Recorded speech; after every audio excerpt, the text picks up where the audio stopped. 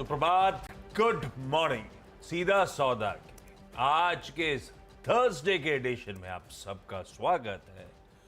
इस शो की एक हम्बल सी कोशिश रहती है कि हम लोग स्टॉक स्पेसिफिक क्या क्या रडार पे रख सकते हैं आज के दिन, अलग अलग न्यूज पेग्स के चलते, अलग अलग रैशनल के चलते उनकी चर्चा कर ली जाए। तो इस शो के एंड में 20 ऐसे स्टॉक्स होते हैं आमतौर पे जो आप चाहें तो अपने ट्रेडिंग टर्मिनल पे स्क्रीन पे ऐड करें। अब उन पर ट्रेड वेड लेना है नहीं लेना है, ये आपका फाइनेंशियल एडवाइजर बेहतर प्लेस्ड है आपको गाइड करने के लिए। ये बस किसी न किसी स्पेसिफिक रीजन से लाल और हरे है।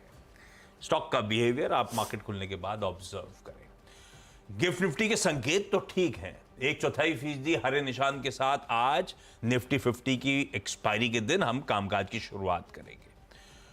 ठीक है, ऐसे ही यूएस के बाजार एटलीस्ट इक्विटीज जस की तस हैं, लाल हरे के बीच में झूल रही हैं। आज सुबह के फ्यूचर्स भी हल्के हरे निशान के साथ हैं। एशिया में जो मार्केट्स खुले हुए हैं, क्योंकि कई सारे बंद हैं, जो खुले हुए हैं वो ठीक है, हरे निशान के साथ ही कामकाज कर रहे हैं। तो इक्विटी वाइज माहौल ठीक है। हाँ, वो सब वेरिएबल जो इंज्ड अप है वो वैसे के वैसे ही नजर आएंगे आपको। वेरिएबल से मेरा मतलब है बॉन्ड यील्ड, डॉलर इंडेक्स थोड़ा कूल ऑफ हुआ, कच्चा तेल, सोना सब अपनी अपनी तेजी के मूड में। ऐसे में जरा पिच, ग्राउंड, स्टेडियम, क्राउड सब दिखाइए और फोकस जरा पिच पे ज़्यादा रखिएगा, क्राउड पे नहीं। ये इंडिया पाक मैच में मैंने देखा है बहुत ज़्यादा क्राउड पे फोकस रहता है। क्राउड ज़्यादा फोकस है। क्या क्राउड देखो, क्या कैमरामैन ढूंढ के लाता है क्राउड से। अपन ऐसा नहीं करते, अपन एकदम पिच पे जिस मोटिव से आए उसी पे रखेंगे। ये देखिए पिच, आज जी स्टंप के बीच में गैप है यार, लग रहा है। परछाई तो मस्त आ रही है। परछाई आ रही है, वैसे नहीं है, कुछ गड़बड़ है, एंगल की वजह से शायद नहीं दिख रहा। ऐसा जस्टिफिकेशन दे रहे हैं डायरेक्टर साहब। सख्त है पिच तो एकदम। क्या मामला क्या है? एक्चुअली आपने सिक्का डाला है, उंगली डाली थी क्या? वो उंगली धसी पूरी अंदर। हाँ, धस गई थी एकदम। अरे यार, ये तो दिख कुछ और रहा था। फिर क्या उंगली डालेगा तो ऐसे करके मिट्टी वापस ठोक दो तो आप, क्योंकि दिख नहीं रहा है। छिपा देते हैं एकदम, छुपा देते। ठीक पैच सब जगह पिच पिच गीली है, लेकिन हमारे बल्लेबाज ना टप्पे से पहले मार देते हैं। हाँ। फर्क ही नहीं पड़ रहा, पिच कैसी भी रखो आप, पैर जमा के खड़े रहो आप। आपको स्लिप नहीं करना है। आप जमा के खड़े रहो, मारो फिर। लेकिन पिच अच्छी नहीं लग रही यार। कमोडिटीज़ में बहुत तेज़ी है। आप गोल्ड के दाम देखो, क्रूड के दाम देखो, कॉपर के दाम देखो, एल्युमिनियम के दाम देखो, सब बहुत बढ़े हुए हैं। और फेड के चेयरमैन साहब जो हैं, जिनको रेट कट करना है, अब वो कंफ्यूज कर रहे हैं, सबको समझ में नहीं आ रहा है अपने दिमाग से बोल रहे हैं या बाइडेन साहब के दिमाग से बोल रहे हैं।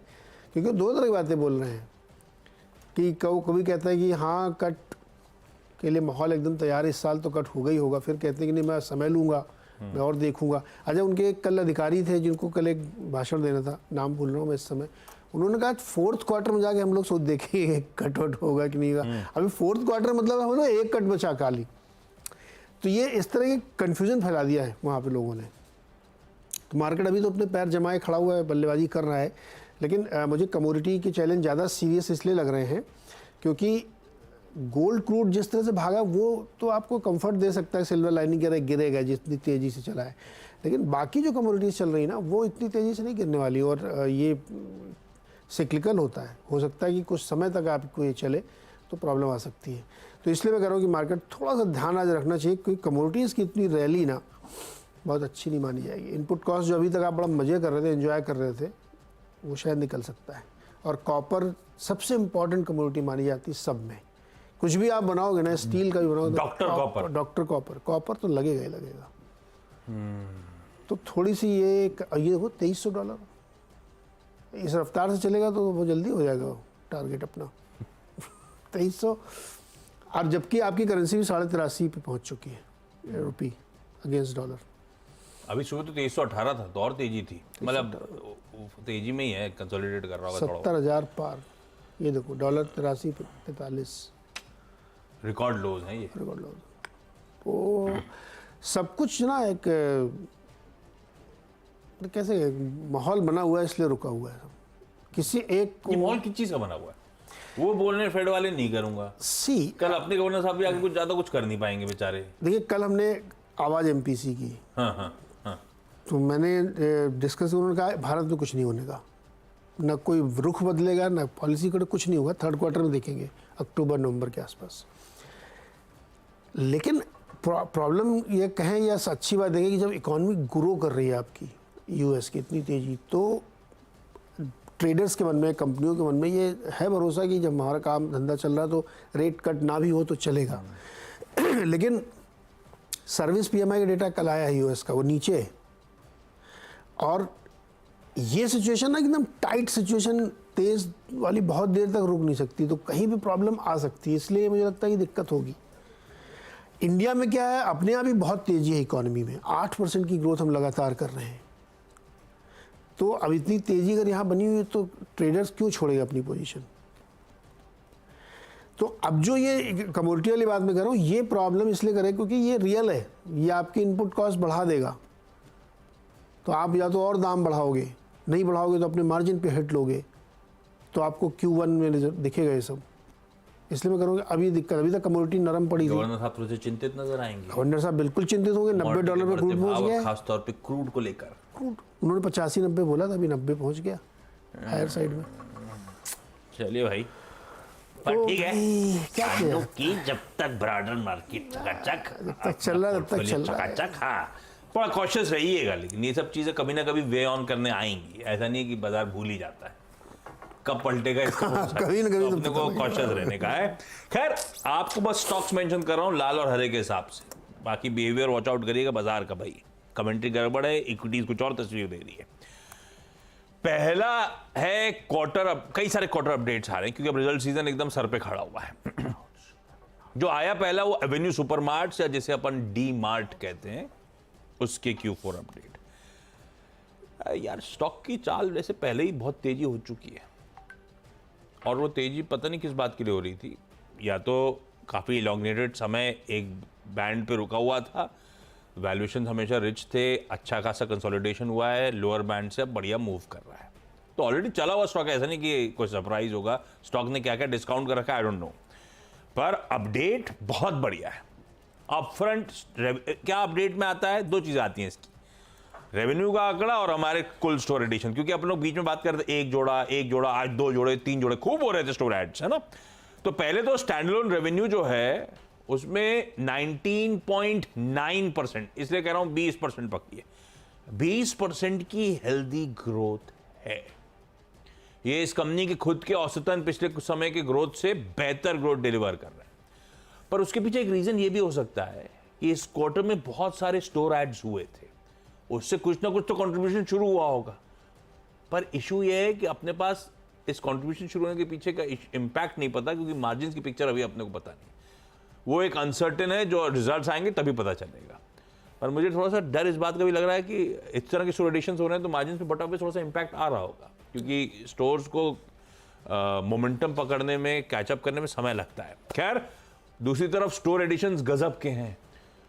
मैं लॉन्ग वीकेंड में कहीं बाहर गया हुआ था, मैंने रियलाइज किया डीमार्ट ने ऐसे ऐसे गाँव में खोल दिया है, और आसपास से पता नहीं कितनी इतनी भीड़, आपको रोड पे उस गाँव में दिखेगा नहीं इतना आदमी। इसका मतलब है कि आसपास के सारे कैचमेंट एरिया के गाँव से लोग यहाँ आते होंगे। गजब कर रखा है इसने।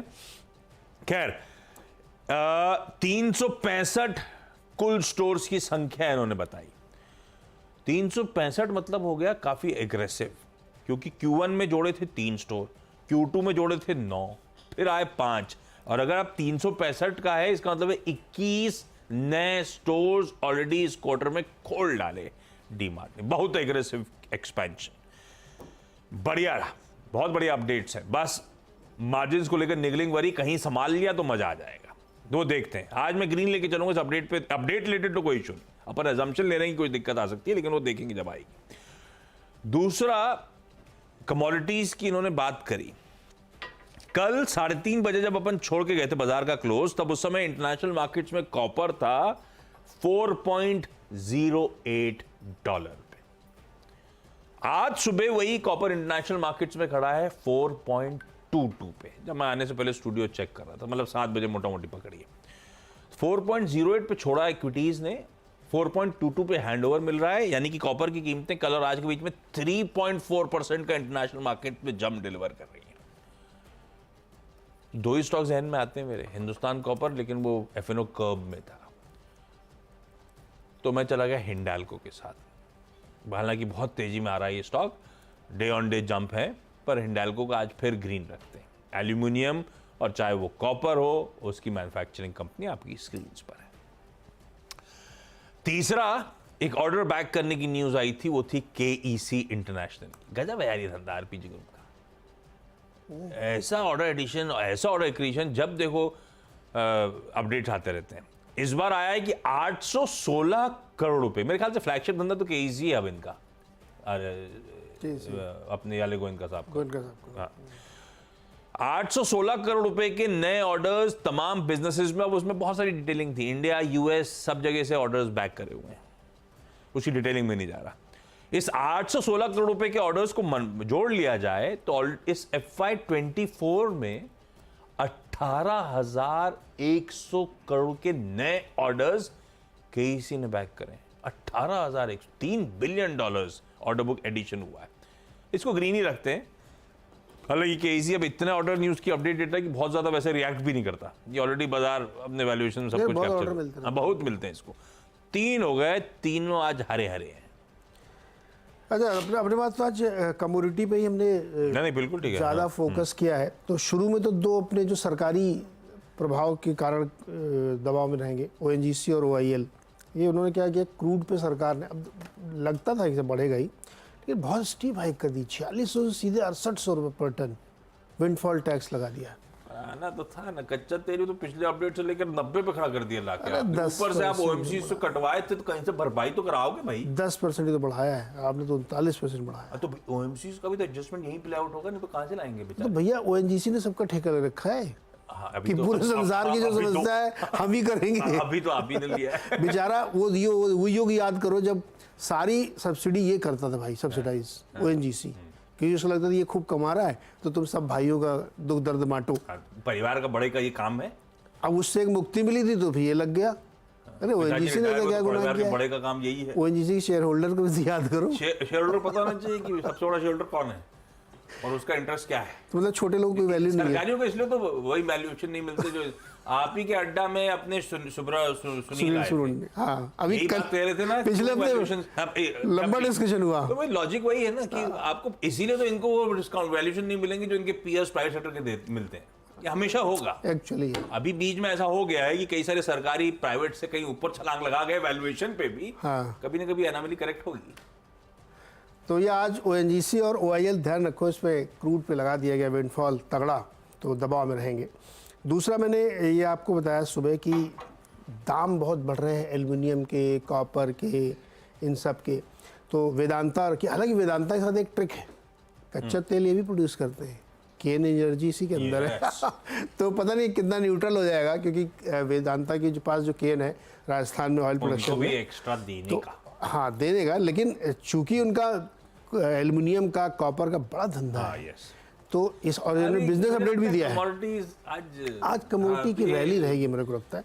तो अच्छा, हिंदुस्तान कॉपर आपने तो उस वजह से नहीं लिया, तो मैंने तो इसलिए लिया कि लोग नहीं, हाँ मैंने तो 2 में था, तो मैंने उस पे ले रहे होंगे कैश में। तो क्योंकि चूंकि रैली बनी हुई है भाई, तो वेदांता, हिंदुस्तान कॉपर को आप ध्यान में रखिए। ज्यादा स्ट्रेंथ में और ये बहुत चल चुका है, बहुत गजब, 10% के दिन में चला है। और हम लोग क्या मतलब ट्रेडर्स लोग शायद लेट समझ में आएंगे कि कॉपर में बहुत बड़ी रैली बन चुकी है ऑलरेडी। 1 महीने में देखो 10% चल चुका है। सो 2 अपने पास भी कॉपर और एल्युमिनियम ही सवाल है, 4 कर दिए मैंने। अच्छा चलिए कोई नहीं, अगले आते हैं कुछ और क्वार्टर अपडेट्स पे। कुछ और के आप सारे क्वार्टर अपडेट्स लेते हैं। अपन ने एवेन्यू सुपरमार्ट पहले अलग से लिया था। बैंक्स और फाइनेंशियल्स पे आते हैं और अच्छे डिसेंट अपडेट्स हैं। L&T फाइनेंस होल्डिंग हालांकि बहुत ज्यादा शेड नहीं करता, रिटेल पोर्टफोलियो पे फोकस करता है। रिटेल डिसबर्समेंट जो है 33% का जंप है। बाकी सारे अपडेट भी दिख तो अच्छे रहे। अपने पोर्टफोलियो के रिटेलाइजेशन का अपडेट दिया है, इसीलिए रिटेल पे ज्यादा थ्रस्ट। पिछले साल इसी समय रिटेलाइजेशन पोर्टफोलियो का मतलब रिटेल एक्सपोजर जो था 74% था, अब बढ़ के 94% हो गया। RBL बैंक अगला Q4 का अपडेट डिसेंट है। पिछले क्वार्टर का हाईलाइट था डिपॉजिट मोबिलाइजेशन में दिक्कत। अगर वही सबसे ज्यादा वॉच आउट करना है तो डिपॉजिट मोबिलाइजेशन साल दर साल 22% और Q-on-Q 12% का जंप। तो डिपॉजिट्स तो बढ़िया मोबिलाइज कर लिए। एडवांसेस जरूर सीक्वेंशियली देखना चाहिए वैसे हर आंकड़े को। मैं साल दर साल भी दिखा रहा हूँ, 19% एडवांसेस में जंप है, लेकिन सीक्वेंशली 5% के आसपास। ठीक है, मैं डिपॉजिट मोबिलाइजेशन बढ़िया, मैं इसे ग्रीन ही लिखता हूँ RBL बैंक को। सूर्योदय स्मॉल फाइनेंस बैंक बहुत बढ़िया है। अब लेकिन बेस छोटा होगा। एडवांसेस 14% क्यू ऑन क्यू, 41% साल दर साल, डिसबर्समेंट्स 31% क्यू ऑन क्यू, 39% साल दर साल, इवन डिपॉजिट मोबिलाइजेशन 50% साल दर साल, 20% क्यू ऑन क्यू। आंकड़े तो इंटरेस्टिंग थे, मैंने इसे ग्रीन ही रख दिया भाई। 6 हो गया, 6 हो गए आपके। अच्छा, कमोडिटी सिलसिला आगे जारी रहेगा। अभी 2 और कमोडिटी से जुड़ी कंपनियां हैं, कोल इंडिया और अनमोल। इसमें दोनों की इसलिए बता रहा हूं मैं आपको कि कोयले के दाम अभी एकदम नॉर्मलाइज है वर्ल्ड मार्केट में, लेकिन बहुत तेज़ी से उसमें दाम बढ़ने की संभावना बढ़ रही है। तमाम इंटरनेशनल रिपोर्ट से सजेस्ट करी। क्यों? क्योंकि सिर्फ भारत में नहीं ये हीट स्ट्रेच बढ़ने वाला है, पूरे वर्ल्ड वाइड है ये। तो कोयले के दाम में अब सरकार खुद चाहती है कि बिजली का जो उत्पादन है अगले 2-3 महीने तक कम नहीं पड़ना चाहिए। चुनाव का माहौल है, पावर कट बर्दाश्त नहीं होगा। और कोल इंडिया पूरी कोशिश करके उसने मैक्सिमम प्रोडक्शन किया, लेकिन अभी भी शॉर्टेज रहती है। तो अनमोल जैसी कंपनियों को एक्सपोर्ट करने के लिए भी इनकरेज किया जा रहा है, जैसे लास्ट ईयर किया गया था। हाँ, कि माफ़ कीजिएगा, इंपोर्ट, कि आप इंपोर्ट करिए क्योंकि कोयला कम नहीं पड़ना चाहिए किसी पावर स्टेशन में। तो नेक्स्ट 2-3 मंथ्स के लिए कोल इंपोर्ट में ज़बरदस्त तेज़ी होगी। और कोल इंडिया कोल प्रोडक्शन जो अभी तक उसने मैक्सिमम लेके आया है 100 मिलियन टन, और इसको बढ़ाते हुए दिखेगा। तो आप ये दोनों कंपनियों में ध्यान रखिएगा कि पावर से रिलेटेड तमाम कंपनियां, चाहे वो थर्मल पावर प्रोड्यूसर्स हों या कोयले से जुड़ी कंपनियां हों, इसमें एक बड़ी तेज़ी यहाँ पे बनती हुई दिखेगी। तो ये एक फोकस रखना चाहिए। कमोडिटी का एक पार्ट ये भी है कोल को लेकर के। आप याद बताओ, कल लक्ष्मण ने कहानी सुनाई कि गैस बेस्ड पावर प्लांट को, जिसमें कि महंगी बिजली बनती है, उसको भी सरकार करी ज़्यादा एलोकेशन दे करके आपको बिजली बढ़ाना। आप तैयारी कर लीजिए, तो अभी हम आपको आगाह कर रहे हैं। तो इसलिए मुझे लगता है कि इन सब पे ध्यान रखना चाहिए। तो शुरू के 6 स्टॉक पूरी तरीके से कमोडिटीज के। ब्रेक ले लें, एक छोटा सा ब्रेक के बाद अगले 4 स्टॉक्स।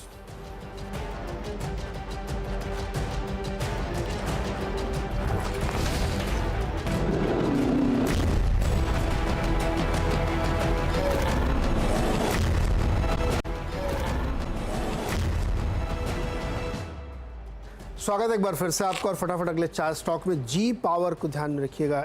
जयप्रकाश पावर वेंचर से बहुत दिन बाद नाम सुना हमने। 775 करोड़ रुपए के कॉन्ट्रैक्ट मिले इनको, कुछ सामान वामान इनको लगाना है वहाँ पे। 8वां स्टॉक है रॉयल ऑर्किड होटल्स। इन्होंने भी बिल्कुल लेमन ट्री टाइप से काम किया है, और एक होटल मासा के साथ इन्होंने टाई अप किया। 300 कमरों का होटल है जिसको ये रन करेंगे। 9th स्टॉक है परसिस्टेंट, और 10th है कोफोर्ज। जेपी मॉर्गन की रिपोर्ट आई है आईटी सेक्टर पे, पूरा सारे स्टॉक्स को उन्होंने अपग्रेड किया। जेपी मॉर्गन कहना है कि परसिस्टेंट में 4400 का टारगेट है, न्यूट्रल से ओवरवेट किया है इन्होंने। और कोफोर्ज को भी इन्होंने इनिशिएट किया कवरेज ओवरवेट के साथ। 7000 रुपये का टारगेट कोफोर्ज के लिए। 4 हो गए मेरे। ओके, चलिए अब अगले स्टॉक्स में। पहले तो इसको सिर्फ ग्रीन रख रहा हूं खबर के लिए। ट्रेड वेट से आमतौर पे लोग कहते हैं बचना चाहिए। वोडाफोन आइडिया, सैटरडे को बोर्ड मीट है, फंड रेजिंग, और मेरे को ज्यादा अच्छा लगा कि उन्होंने स्पेसिफिकली मेंशन करा कि इक्विटी शेयर्स या convertible securities on preferential basis. Green रखा है मैंने इसको। HCL इन्फो सिस्टम्स को ग्रीन रखा। फाइनल आर्बिट्रेशन अवार्ड आया है, इन्होंने अगेंस्ट था government of national capital territory of Delhi. कुछ recovery of dues related issues थे, तो इनको पहले तो इनके फेवर में 4.5 करोड़ रुपए की रिलीफ अवार्ड हुआ है, प्लस ज्यादा इंपॉर्टेंट, ये तो ठीक है, 163 करोड़ रुपीस के जो दिल्ली सरकार के काउंटर क्लेम्स थे उसे डिसअलाउ कर दिया गया है। तो रिलीफ अच्छी खासी है छोटे स्टॉक के लिए। इसीलिए ईडलवाइस में कल एक लार्ज ट्रेड हुआ है। पबराई इन्वेस्टमेंट ने 2,72,00,000 शेयर्स बेच दिए, और ये सारा चंक CLSA ने खरीद लिया है। ग्रीन कर दिया मैंने। पेज इंडस्ट्रीज शायद आज का इकलौता लाल होगा। 86 करोड़ रुपए के आसपास का कस्टम्स से डिमांड ऑर्डर आया है। अब पेज का भाव बहुत बड़ा है, लेकिन इसके लिए 86 करोड़ अमाउंट बड़ा है, इसकी आउटस्टैंडिंग इक्विटी कम है, इसीलिए स्टॉक 34-35। अदरवाइज के एक क्वार्टर का आधा डेंट है ये प्रॉफिटेबिलिटी का। ठीक है, पेज इंडस्ट्रीज को लाल रखते हैं इन डेवलपमेंट्स के बीच। क्विकली छोटा सा ब्रेक के उस पर जब लौट के आएंगे तो टीम्स का एक क्विक रैप अप।